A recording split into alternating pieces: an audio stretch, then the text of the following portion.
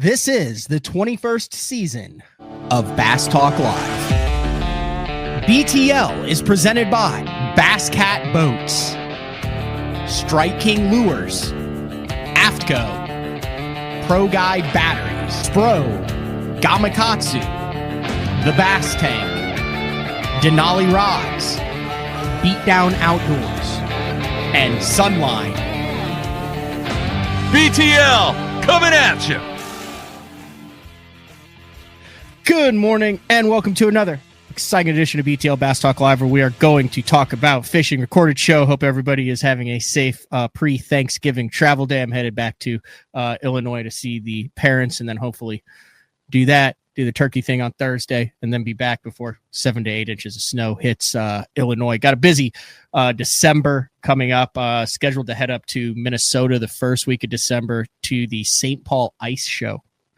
So that'll be very interesting. Get a little rub shoulders with guys who can catch some crappie up there through the ice there. So looking forward to doing that. There's also the St. Jude and Crappie Chronicles benefit there at the Minnesota Wild. There's like a hockey pub right there on December 6th. Tickets are $100 for those if you want to get that. All the Crappie Chronicle guys, a lot of like IceTube YouTubers, all be up there. You can do that at crappychronicles.com and then headed to Bacharach in Mexico the second week of December. Reality Win, Rod Win, had him on the show last time he came on. He's currently down there right now and said had a decent morning this morning. Caught one just shy of 10 and a 7.5 and is now enjoying an afternoon siesta. I think he did like 29 pounds on his best 5 yesterday and was disappointed. So got a good show today. We've had a number of these elite qualifiers on, and you kind of get to know the guys, Tristan McCormick, Austin Cranford, guys who just kind of feeling their way through the Elite Series. Today, a guy who knows the Elite Series, knows the BPT, knows the Opens, knows the Pro Circuit. He's pretty much fished everywhere, done everything. And I don't know what the over-under was after his first year of the Opens of ever making it back, but he did it, and he did it his way. Russ Lane joins BTL. What's up, Russ? What's up, buddy? Did you ever think you would actually like make it back, or was there any time in your 3 years toiling through the Opens back to the Elite Series where you were like, what the hell am I doing? Yeah, I knew that I could, but I knew that everything was going to have to go right. That first year, which was last year, some people know, a lot of people don't. My wife and I, we bought a farm, and kind of in the transition, bought a farm, piece of land, and I was doing tons and tons of work. We was building a house on it. We started the Russ Lane Foundation. Like, we were just spread just way too thin. And it wasn't fair to some of my companies, but I really just checked out, and I didn't mean to. It wasn't a conscious thing. It was just some things that I had to focus on, and my fishing suffered greatly. But I told my wife, like, when last year was over with, like we were starting to wind up projects and stuff, I said, hey, like, I feel really good about next year, like, and I'm gonna focus really hard. And I really believe that I can do it and have a great year. And it worked out.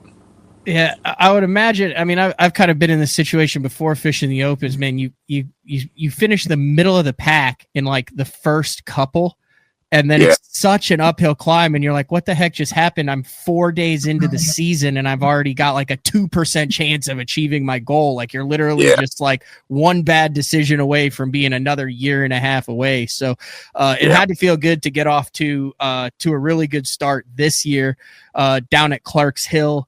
I mean, that was a Scoper's Delight event, really cold. You had a lot of inclement weather elements, a shortened tournament on that. But to get out of that one in that, I think that was what Division 1 had to just completely flip things around, going through, knowing that you had 2 divisions to do and you're already ahead of the curve.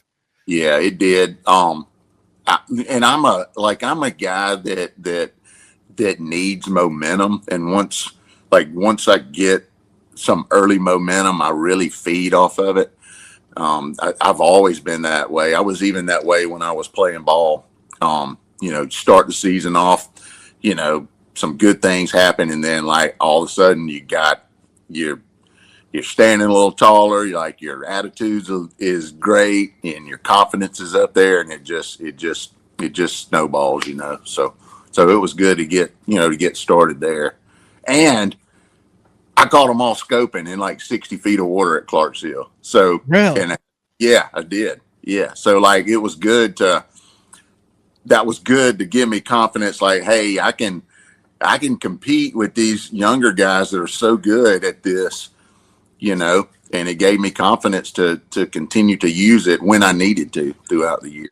Yeah, just following you on social media and talking with you a little bit, you seem to be one of those guys. You've never been like like you've always been somewhat intrigued by it. I see you like doing stuff with it. Like you're probably one of the, I guess, older guys who's really naturally incorporated into your game plan, which then actually I thought it was pretty cool to watch how you ended up qualifying at Okeechobee there in the last event by literally being like flip scope on the way. Like I thought that was like a very fitting way for you to kind of close the chapter in the opens.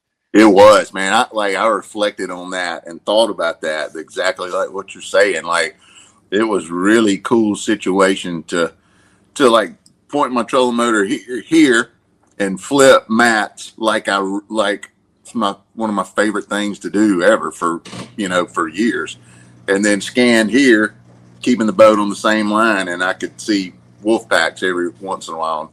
Wound up catching them, both ways, just going down this 1 mile stretch. Iconic there. I really like that Bass gave 9 bottles of champagne and 1 bottle of grape juice to the 10 that made it there. Kind of walk me through that feeling. It was interesting. You're watching a bunch of 20 something guys, it seemed like, do it, and then you were there, but like, dude, you were clearly the most energetic, the first to pop the bottle, and the guy who sprayed the most people at it. That had to be, you've done a lot in your career. That had to be one of the best feelings ever. Yeah, it was. That was a fun moment. I'll tell you what I really got out of that moment was watching those guys and watching their faces and their reactions, and just kind of reminded me, back, years ago, just that excitement of, is this my life? Like, is this what I'm meant to do? And they were, man, those guys, it was a party. Like things have totally changed since, my day. Everybody's family was there, the whole family. Like there's just tons of people there with these guys, and it was like watching an NFL draft party. They were so fired up, and I'm happy for them. And I really didn't think any of them realized what the champagne was for, but I had already thought about it. I was like, none of them's gonna get me, and I'm gonna get every daggone one of them. Does Fisher, Aaron, Austin, Sam, Matt, Caleb, Tristan, Pake, or Brock have any idea what they're in for now? You've been there and you've done that. Like, do they have any idea what the next at least 2 years of their lives are about to be like? Well, like I told them 2 things, like when we were all backstage, I said the business side of things is always evolving, and you got to find your niche and your role, and stick with it, and just, and be genuine, and I think a lot of them already kind of understand that. And then I told them that as far as on the water, it's like any other sport. The only difference is it's all really the same. It's just the speed of the game is a whole lot quicker. And, that, like, I know that from going from different levels, playing baseball and stuff. And it's the same way in fishing. Like once you get to the big show, like they adapt and adjust a whole lot quicker than they do in the opens. Just, it's obvious. I see it. And those guys will, they'll adapt to it and get quicker and quicker. And some are already, probably already ready for it. Yeah, you were you're back on the Elite Series, and you're one of the few guys who's one of the how you say it, founding members, original OG Elite Series guys. 2006, Del Rio, Texas, Lake Amistad. You top 30 that very first one back in 2006. Yeah. What do you remember about that very first Elite Series 19 years ago now? Yeah, man, that was some exciting times. You know, the year before was my rookie year, and and like I did well. I missed the classic. That was the year that they changed the classic from the summer to February. So you were fishing for 2 classics that year. I believe I was either the first or maybe second guy out, you know, and we had like 150 or 60 boats then. So I had a solid year for my rookie year, but I was ready like when the Elite started, and I wasn't scared of the $55,000 entry fees because the payouts were, man, they were awesome. Like, people don't understand how much money we fished for back then. So I never fished afraid that year. And man, the hype at that Amistad tournament, it was incredible. Like I thought we were all about to be rock stars after that tournament. Sponsorship wise, you're on the Elite Series. Like I said, it's your second year there. You made it. Like, was there a lot of off season moving and shaking when you knew, hey, you're about to be a part of this? You're on the top 100 here. Here we come. Like, was your cell phone, well, you probably had a landline back then in 2006. Was your landline ringing with people saying, hey, I'm XYZ company and I want to offer you this to put my name for you to work with us? Were people just throwing money at those Elite Series guys, you included, back in 2006? So it was kind of slow, but steady. And when you did get the attention of someone, and I got a lot of attention in 2006. When you did get the attention of a company, like, the offers were really good. There was probably a period in there where I probably had three times the total, package sponsor money than I do now. Like, it was different, it was really different. Things weren't as watered down. The industry wasn't as watered down as far as, like, every company, got a bait that competes with 5 other companies, and there's so much competition, and margins are spread thin these days, and it's it's just a different time, and that even shows in the leagues. They're only able to put up so much prize money. You can't just pull it out of thin air. We would love for it to go back to the way it used to be, but maybe the way it used to be just wasn't sustainable. I don't know, but I do think it's a lot tougher business now than it was back in the early days of the Elite Series. So then fast forward to last week. Yeah. The first week after you made the Elite Series in 2006 versus the first week you re-qualify for the Elite Series in 2026, literally 20 years different. Different response from sponsors, paying things. Now, I want to dive into this as deep as you want to dive into this, Russ. But just kind of compare 20 years apart, what happened this past week as opposed to 20 years ago. So here's the thing, when we were at MLF and things didn't seem to be going that great, you heard a lot of talk about man, like, bass is growing, rebuilding and growing again by leaps and bounds, and they adjusted, and I think they're doing a great job. And there was supposed to be more money if you went back. And, I took some cuts, man. I took a lot of cuts while I was at MLF, and especially after the first year on the Opens. And I don't blame them. I don't blame them after, what happened the first year on the Opens last year. But now I'm in a situation where I signed up for the NPFLs because, of timing. One, because I want to fish them. I'm excited about those things. You don't hear nothing but good stuff about things that are going on over there. Yeah. So you're in $50K on the MPFL between travel and Right. $30K entry fees. Right. And then now, not knowing if I would qualify for the elites or not, I qualified.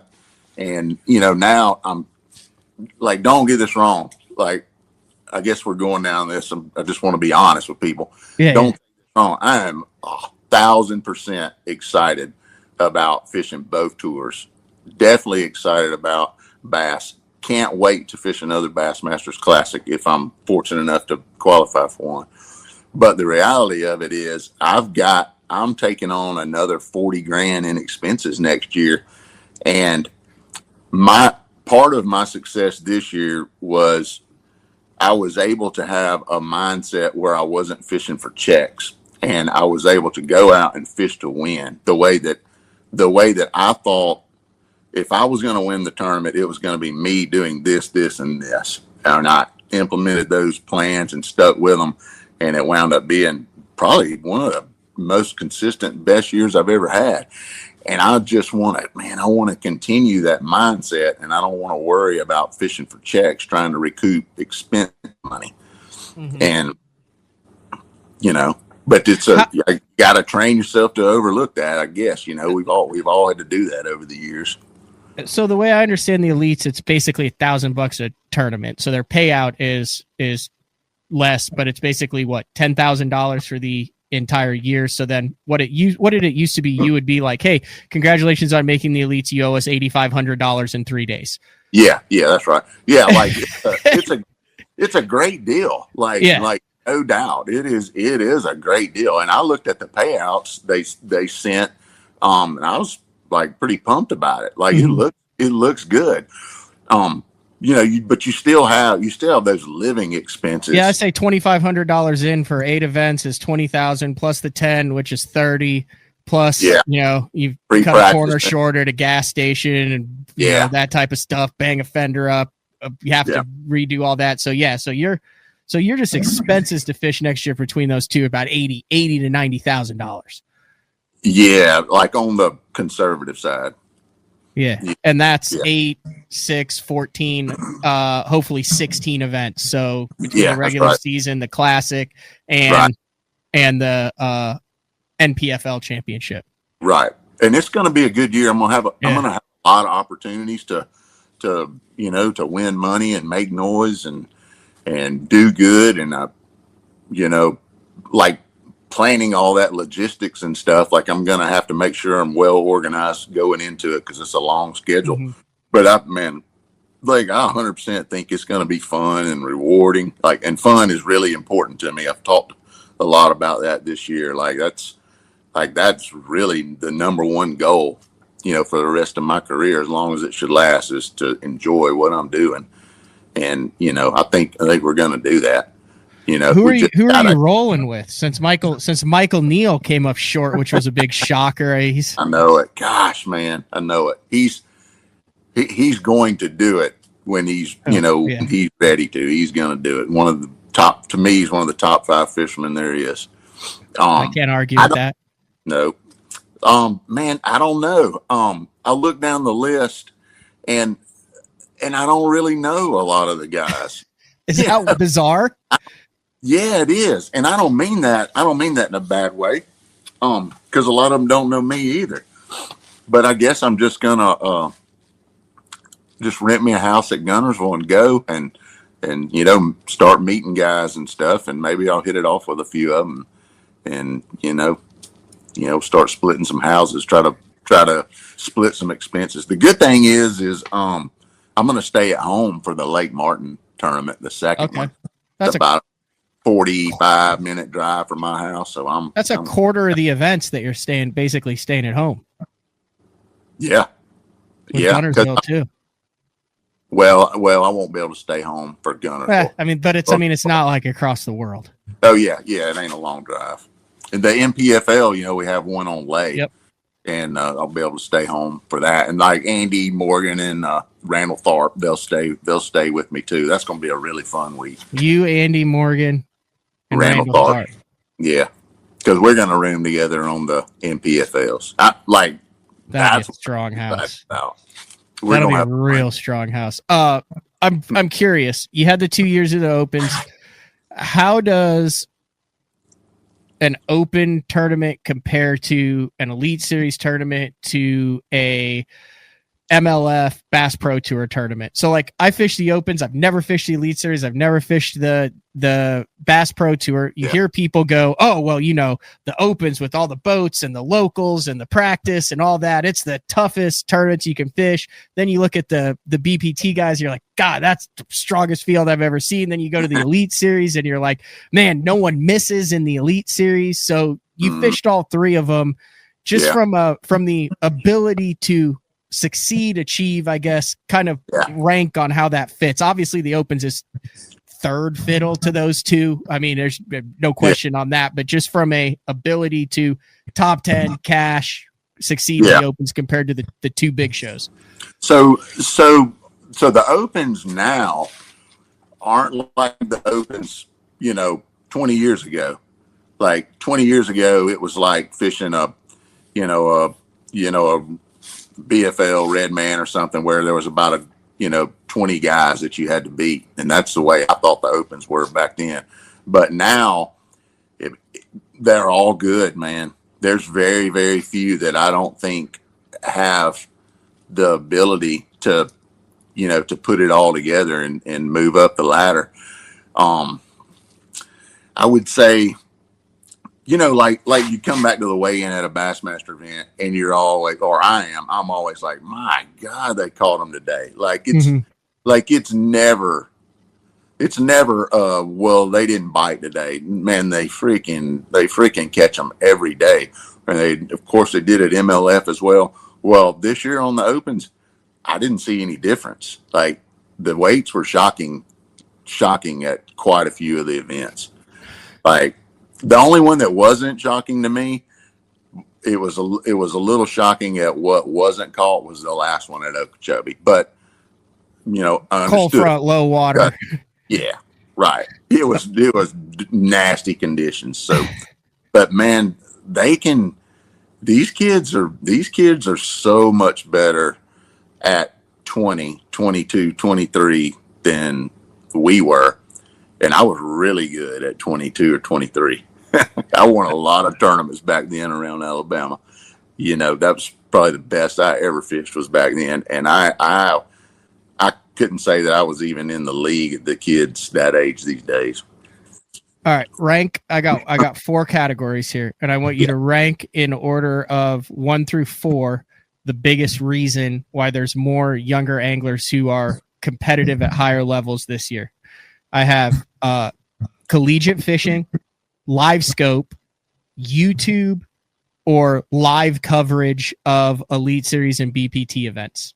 Yeah, it's like I can't rank it. It's just all the above. You got to rank it. You got to rank it, Russ. Like, which one do you think is the most important out of those 4 that has led to such an influx of young talent?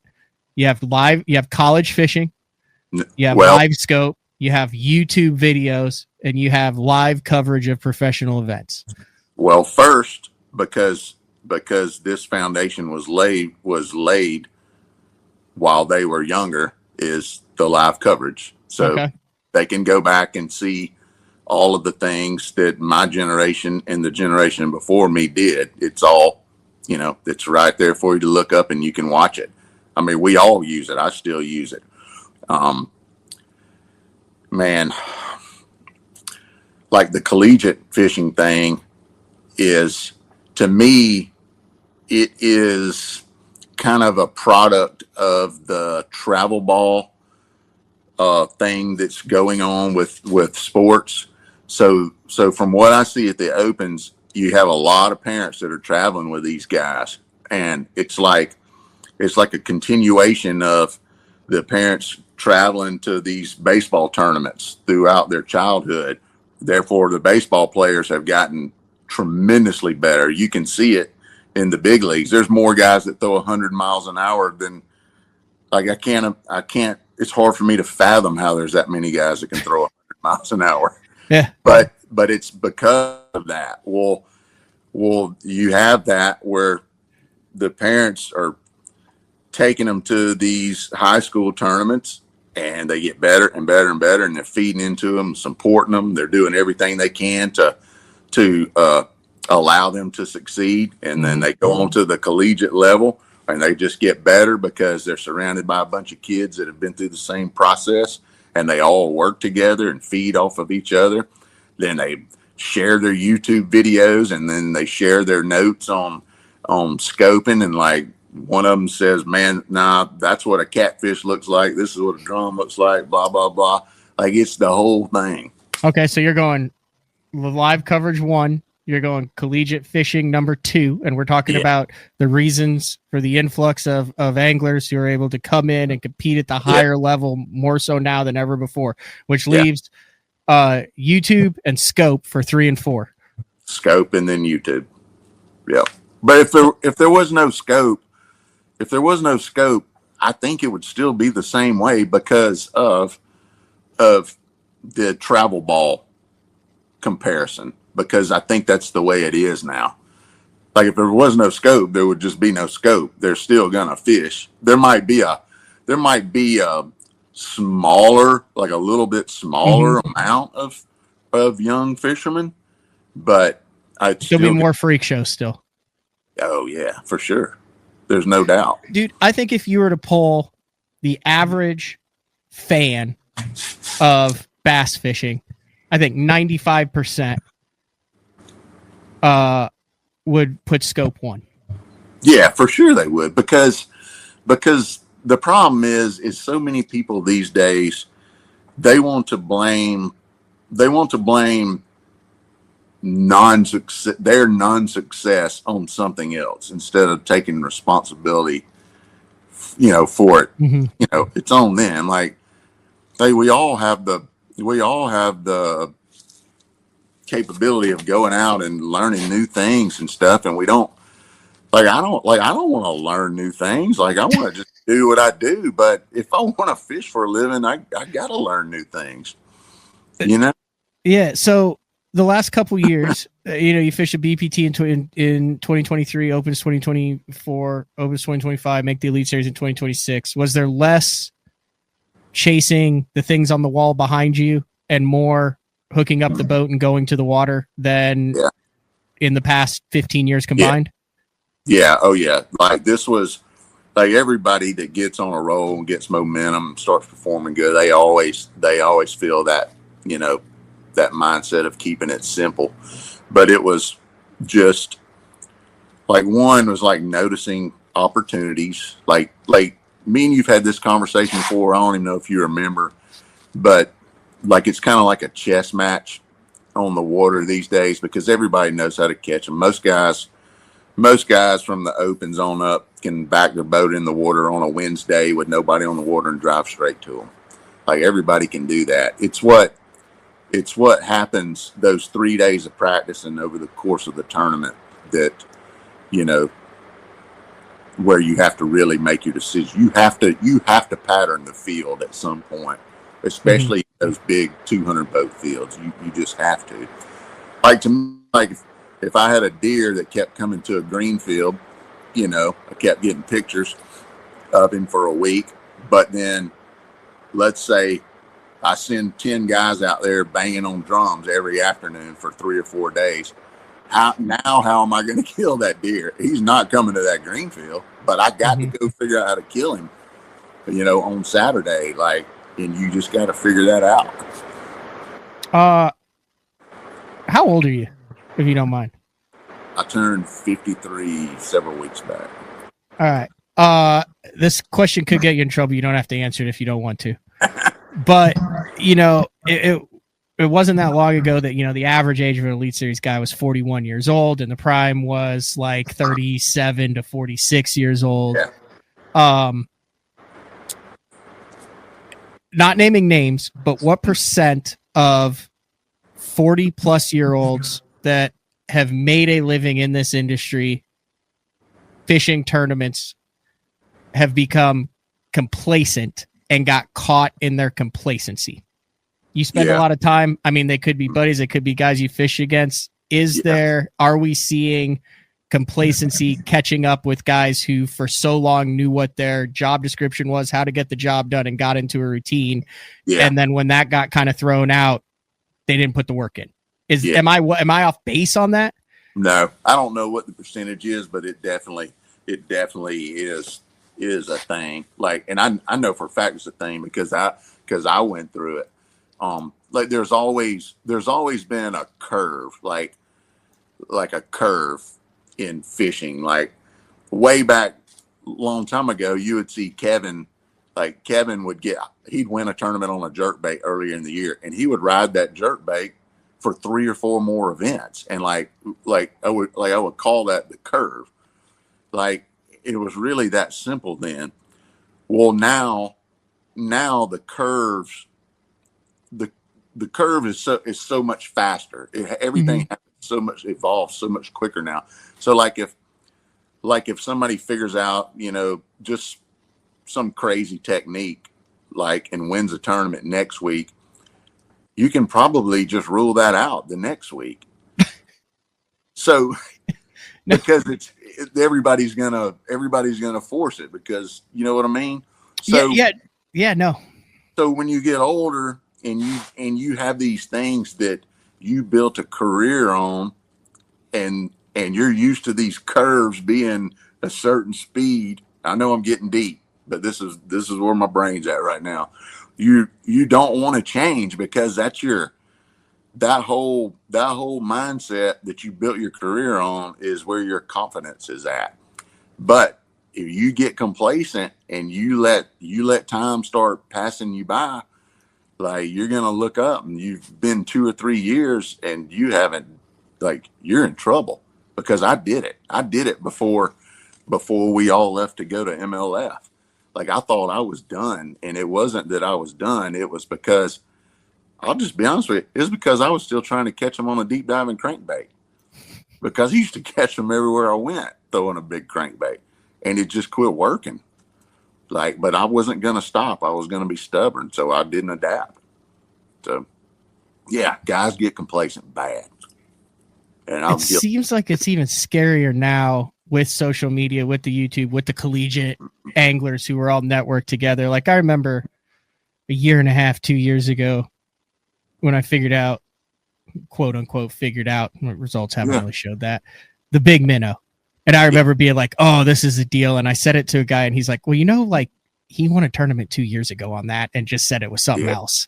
And you're like, wait, what? And then they're like, well, that's how he's just top 10 his last 4 tournaments. That's how this guy has freaking done everything. And you're like, wait, what? You're like, how is this? Wait, I think I'm on the cutting edge of this new stuff right here, and I'm getting it. And it's already on its way out before I even know that it's coming in. That's right. Yeah. Yeah. I'll tell you something else that kind of goes along with that. I've kind of made a rule, and I probably shouldn't tell this. I'm going to, because BTL, no one listens to it, Russ. Yeah, that's right. So if garbage. I hear something, if another competitor tells me something, I have no reason to believe, say if Michael Neal or Randall Tharp tells me something, they're not lying to me. They're telling me the truth, 100%. But my rule now is, if I didn't see it, it has no value. I can't, because I can't go try to force something that they experience. So it's my instincts are not going to be able to, to adapt to something that I see. We could help each other, but I think that if I just go on what I see and what's in front of me, I think that I'm more capable of making better decisions when everything turns into the grinding part of the event, when things start to slow down and you really got to pick something apart. I think I can make better decisions just by going on what I see. You kind of talk about that, the grinding, picking apart. like you gotta like the way that the 26 schedule for the Elite Series is shaping up for you. I mean, kicking things off on Gunnersville with no scope. We've already talked about it. Seems like it doesn't really matter to you to be there, but I mean, there's a couple of events there that it seems like maybe a little old wisdom, 20 years under your belt, Russ Lane coming in, new attitude could really shake some things up next year. Just looking at that schedule. Yeah. Like, I think I thought about this the other day, like back early on in my career when I was real consistent, I was, a cash checks constantly. I used to one of his name's Mike Valster. He was, he owned several companies and run several companies that we work for and still do. I used to send him the schedule because he asked me to do it one time. So I would send him the schedule at the end of the year. I mean, at the beginning of the year, and I'd say, this tournament's going to get one on this. This one's going to get one on this. And I was just about always right. And I was thinking really, really good then. But I would send him that so that he could make like projections and stuff on, business models and building baits and stuff for the year. And I thought about that because I looked at the MPFL and the Bass Elite schedules like in depth a couple of days ago, and I was like, oh, this one's gonna get one like this. I'm like, oh, I remember that mindset. And if I say Gunnersville's gonna get one on this, that's what I'm gonna go do. Like, and it may work out, it may not, but that's what I'm gonna go do. That's so this is the mind screw in fishing. There's so many ways. I used the phrase "let the cat out of the bag" in yesterday's show, and now I'll use a different phrase. There's so many different ways to skin a cat. Yeah. Because I could literally interview someone with $1 million of earnings and wins, who's fished at every level, just like you, and they could say, I don't look at the schedule because I don't want to go in without any preconceived notion, and I don't want to know how the tournament's going to be won because that's going to skew me when I go into it, and I go in with a completely open mind, and the last thing I want to do is close my mind to it. And then you interview you and someone like that. Like, I think that is why it's such a hard beast to tame at the top level of tournament fishing. Is like, it can work your way, it can work John Cox way, it can work a Drew Gill way. It could work any of the ways with I pre-practice, I don't pre-practice. I know how it's going to be won. I must step up. I don't even want to think about how it's going to be won, so my mind isn't closed. There is no like right or wrong way. It's so situational in this game. That's right. Yeah, for sure. Like when you see that an event is lined up like at the right week of the right month for a certain deal, like, just go with it. And if something drastic happens, that means you have extreme conditions. And with extreme conditions, like, it's always like, you do this. Mm-hmm. Like, if you get an epic flood and the lake blows up, you don't trap no more. You flip bushes. Yeah. Yep. I mean, dude, I am looking at the schedule, though. Gunnersville, Tom Bigby, Arkansas out of Muskogee, Lake Murray, Santee Cooper, the Pasca Tank, Champlain with no scope. Like, there is some freaking meat sticks involved in this schedule. Yeah, it's a good schedule. Yeah, I mean, there's some cranking and winding. There's one. Yep. It's going to be fun. A fun schedule.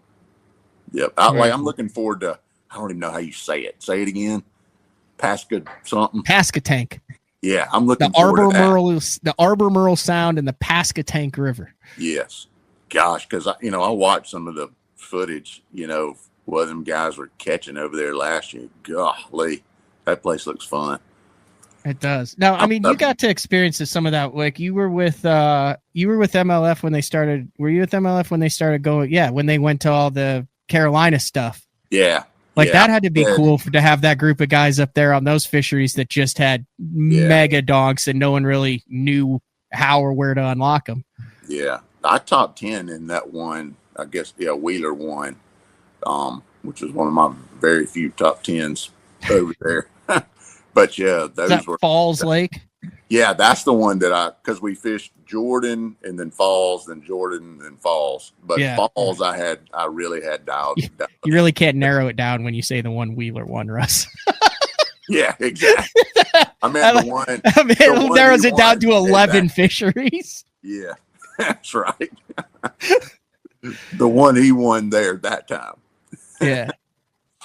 Yeah, those were good. There were some giants caught in those events.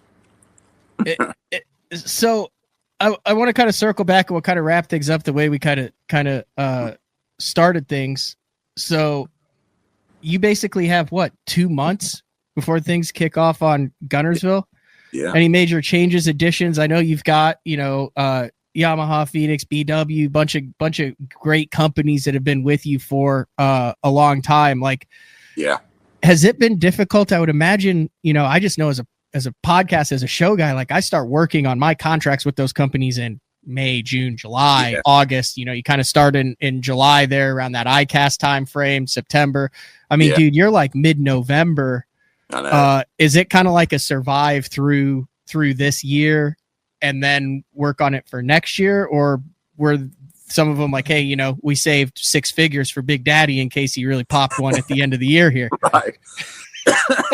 Hold on, that choked me up.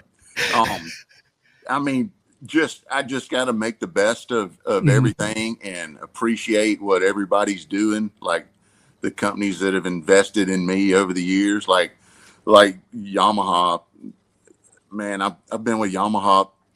That's the only engine company I've ever been with. I've probably, maybe other than Faircloth, I've probably been with them longer than anybody has ever been with an engine company. Wow. Since 2000. That's a long time. Holy cow. You've been with Yamaha for 25. That's a quarter century, Russell. Yep. I know it. Like I get chills because like they're awesome. They just, What's the fastest boat in 25 years, 25 Yamaha rigs? What's the fastest boat you've ever had? Is there one year that sticks out where you're like, something was wrong with this one? It was just way too fast. Well, some people might say it was one of those Bass Cats, like that was with Bass Cat early on. But when I went to Phoenix and our first hull was the 721 Pro XP, that boat would scream with that Yamaha. I used to blow everybody's doors off. What was that, 2017, 16? Oh, no, it was 12? 11 maybe. Oh, God, I was way off. Yeah, so I've been with them, since 11. Yes, 11. Did those first ones have the circular, like the Lazy Susan in the middle of the... Was that the first one that had like the Lazy Susan tackle supply where you'd like open it up and you could rotate your 3600s? And then they also had they had the bubble lettering on the side, which is fantastic if you're fishing like TVA stuff. Not fantastic if you're in Oklahoma and you rub it up against a stump. So everyone would have these brand new first run Phoenixes and it would say like Enix on the side. Yep, that's it. Yeah, that boat. Okay. And they still sell a version of that boat. And to me, it is the absolute best value of any boat you can buy right now. You can buy, it's called the 721, I believe it's the ZXL, I think is what it's called. And it comes like with a graph, engine. No, it comes with 2 graphs, engine, power poles. And you can buy that thing for like 80-ish or under 80. Like there, I couldn't sell this year's boat for that. That's a great boat. That's a fun boat to drive too. It's fast. How fast was that first one you said, that 11 model? 78-ish, 77. Good Lord. Yeah, I'll tell you the best conditions to drive a bass boat anywhere in the world. When you have a tournament in January on Lake Toho, go down the lock and go down that canal. You're at sea level and it's going to be like 60 degrees and there's no humidity then. And that Yamaha can breathe so good. Every single boat I've ever had where I've started off a tournament in January on Toho, the fastest it ever runs is down that canal, that first one. Like I kind of like downriver, no wind, Thousand Islands. Yeah, right. That's right. Yes.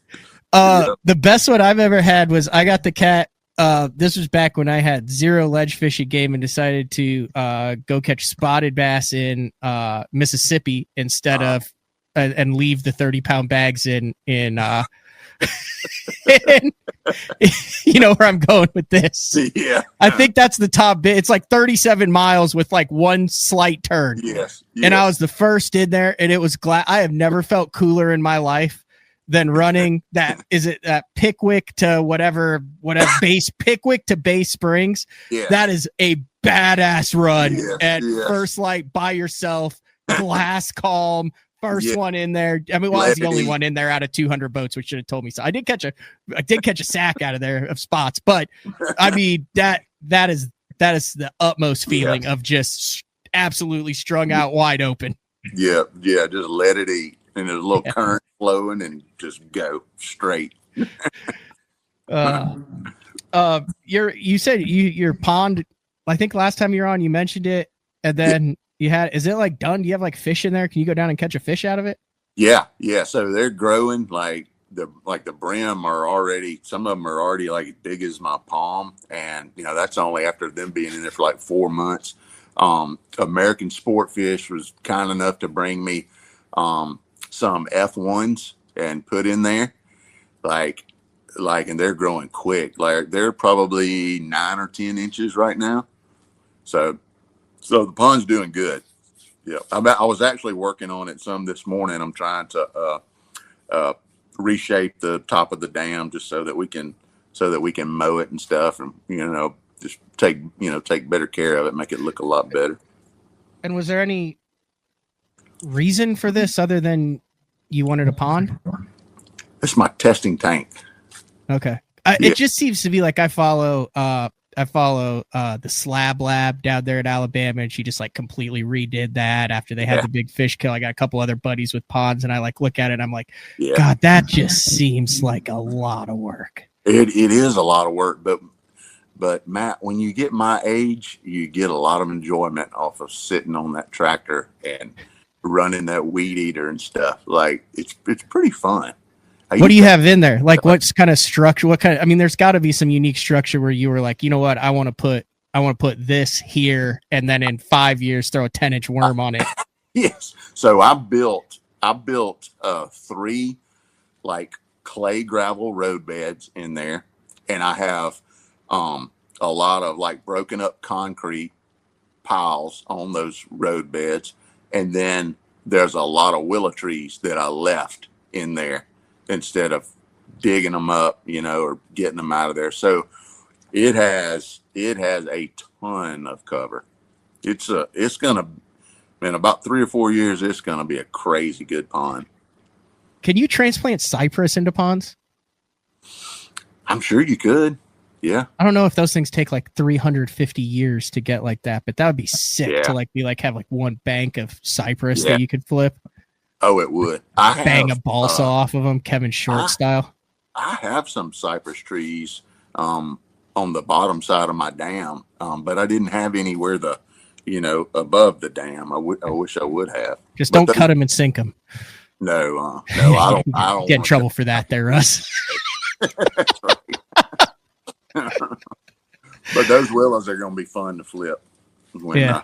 Do you know if Randall, I know you said you're rooming with him, and do you know if he's fishing the opens again? I know it was like a heartbreaker of him to missed it by like a point this year, which I don't think anyone would have wanted anything to do with him in the EQs. Yeah, for real. Yeah, he would have started that would have been nasty especially the way that shaped out. Yes, there's no doubt. No, I think that he's really excited, just like I am focusing on MPFL. So nice. Yeah, there's some money to be made there. Are they guaranteeing 100K? I mentioned in yesterday's show, 130 that are guaranteed in right now, and 48 are current or former Elite Series or BPT pros. 48 out of the 130. 3 classic champs and Hank Cherry, Luke Clausen, Rick Klun. You got MLF or FLW champions and Hackney Suggs, Randall Tharp, John Cox. It's a strong. Yes, Andy Morgan. Yes.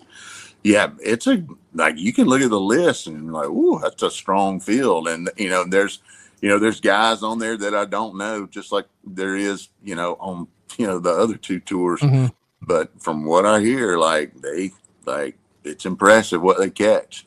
So it's going to be fun. Just, a little bit of a more simplified, you know, format and everything, probably a little more laid back. And, I don't know. I get good vibes from Brad Fuller. And, I had texted you and told you the interview you did with him was awesome. Like, I've talked to him a time or two and just seems like a really good guy with a good solid plan for growth. And, they've obviously been doing it. So I want to be a part of it too. Top 5 flippers in 2026. Everyone wants to talk about who's good with the scope. Give me your top 5 flippers. Like hardcore 25-pound tests. Nastiest stuff. Like, it's going to go down and they put either a beaver or a jig in their hand and go to town. Andy Morgan. Is this in order? I don't want to do it in order, but we do order on BTL. We had to order the 5 reasons for that. We'll get you in trouble here. I like it. So Andy Morgan, number 1. Okay.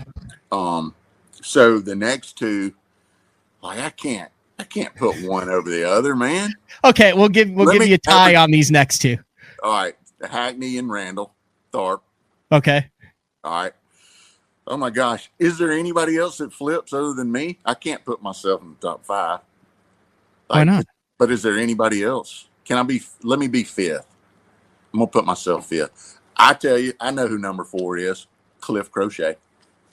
Yeah, he's fishing the MPFL this year. Oh, you limited it to a... No. That's fine. I just said top 5. Yeah. I just was noting that he was fishing Cliff the MPFL Crochet. This year. I think Ish might fit in there too somewhere.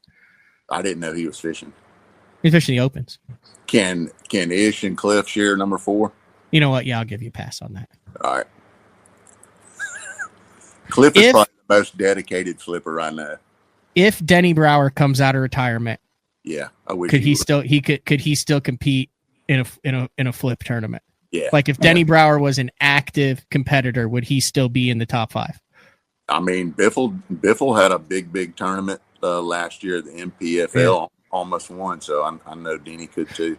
Dude, I didn't say this. So Biffle makes so much more sense to me now. Like, always been cool with me. Dude, you go crappie fishing with Tommy Biffle, you're like, where has this guy been the last 30 years? Cracking jokes, having a good time. But so I pinched a nerve in my neck 3 days ago. And I had never pinched a nerve in my neck. I'm old enough to where I woke up and I went like this and I went, oh, that is just that.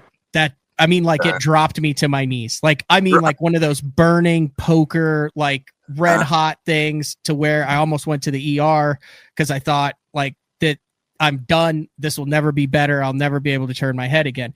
But I found myself I found myself kind of monitoring the pain by doing this.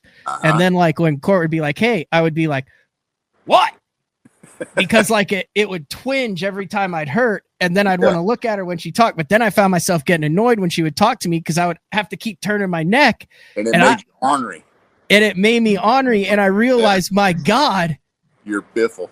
I'm Tommy Biffle. And it makes total sense because if I'm shooting photos or someone's trying to get on my water and I've got a little crick in my neck like that and I've got to look up, like, that would piss me off every single time. So really, he's just a nice guy with a pinched nerve. Would it make you want to cut somebody?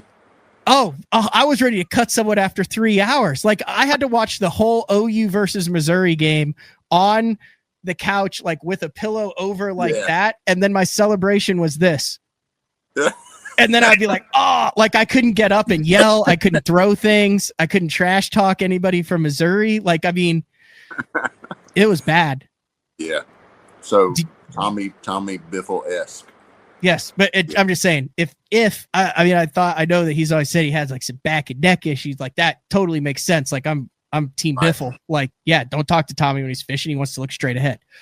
How tough is he to compete all them years with a bad neck and a tough back and set the hook like he does? Like that guy's a... Oh yeah. Yeah. He's absolutely insane. What are the odds that OU plays Alabama in Norman in the first round? Man, highly possible. What are the odds that OU can beat Alabama 3 times in 13 months?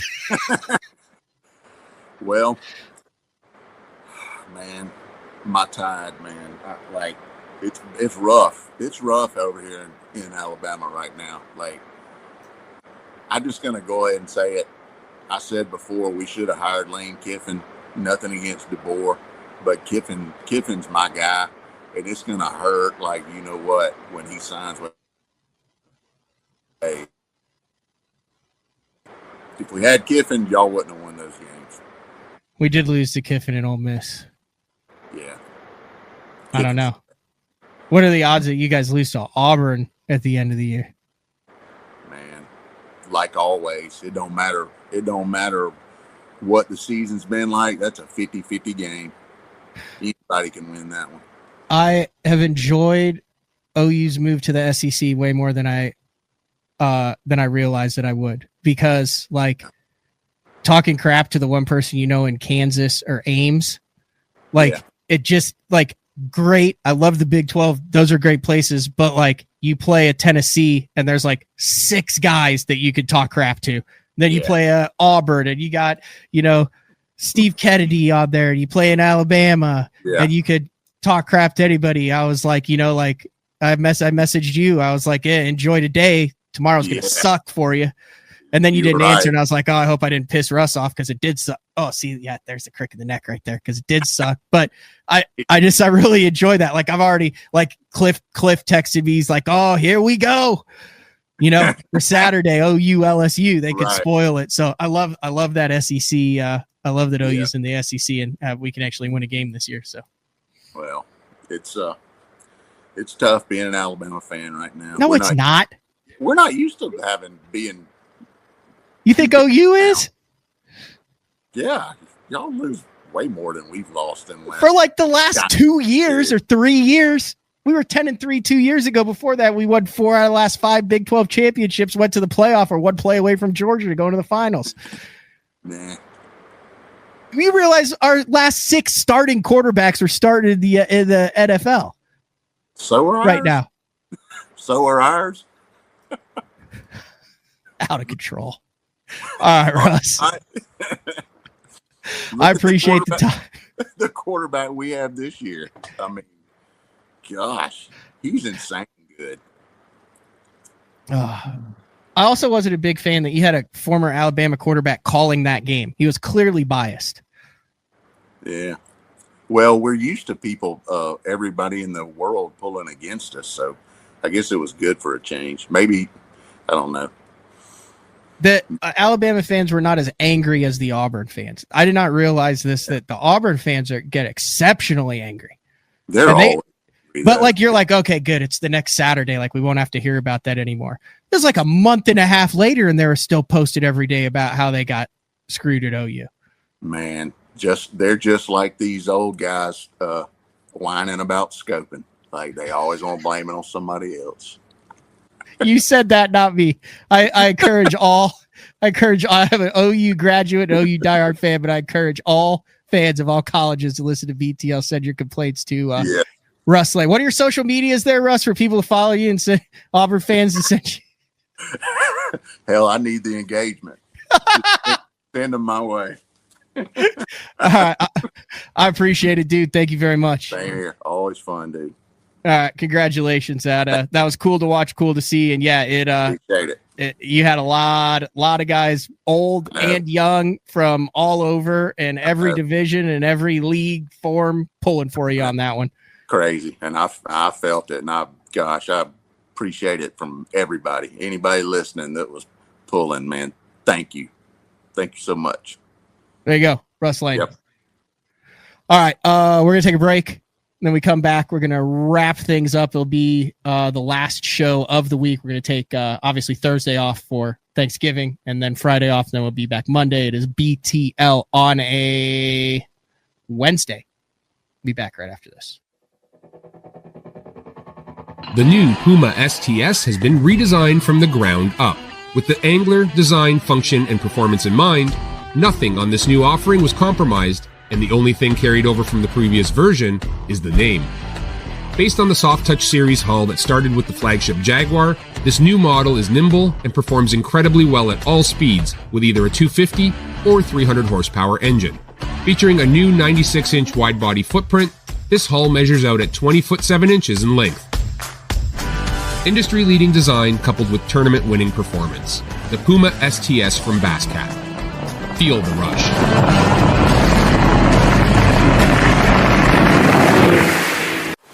When I'm in a tournament, conditions are constantly changing and every second matters. With the Deep Dive app, I can instantly pull up all the current lake conditions all in one spot. So no more looking at weird government websites. In just one quick glance, I have water clarity, water level, wave forecast. It's all right there in the Deep Dive app. Download the Deep Dive app and get all the tools you need to put together an awesome tournament. I fish in some of the worst elements across the country. Spring, that's a giant, dude. Summer, oh my gosh. Hi, look at that thing. Winter. It's so cold. And fall. Got a big one. That's awesome. Being comfortable and staying dry is the only option. AFCO. Any fish, any water. All right, welcome back. BTL on a Wednesday. Hope everybody has a safe and happy Thanksgiving. Yeah, I was talking about, you look at the points there, and I remember where we were at Rayburn at the beginning of this year, and we were at a little diner, and Russ and Randall walked in, and you're just like, dude, like, these guys have been there, done that. Some of the most talented anglers in the world. So that will be a house. Like if there is ever a time to hire a camera guy and let him just record everything, Andy Morgan, Russ Lane, and Randall Tharp in an NPFL house, I would watch that. A lot of Cyber Monday, Black Friday deals going on. We had Chase Hull from Omnia on yesterday. We had Dave Rush from Best on Tour on before that. Links are in all the bios for all that stuff. A lot of great companies that support BTL with a lot of great deals here for Black Friday, Cyber Monday. Also, if you have not had a chance to watch it yet, even if you're just mildly interested, I encourage you to watch it. CTL, Crappie Talk Live, Passion Project, episode 2B dropped last night. It's the podcast. It's the in-depth. It's the hour-long version that kind of breaks down the video that dropped last Tuesday night. Link will be in that bio. So if you see that show, the CTL show from last night with Zeke, the link in that description is the video that kind of goes hand in hand with it. I'm trying kind of a little bit of a different thing, teaching these bass guys how to catch giant crappie. It's something that I've really been obsessed with for the last 4 or 5 winters. And this one was an absolute banger. We caught 30, 40 crappie over 1.5 pounds, so 13, 14 and a half inch crappie, catch and release on all of them. But if you're looking for something to do over the Thanksgiving holiday, give CTL a shot. Always good to talk to Russ. Looking forward to seeing how he does on both the Bassmaster Elite Series and the MPFL. There's been another edition of BTL Bass Talk Live. We'll talk to everybody next Monday. See ya.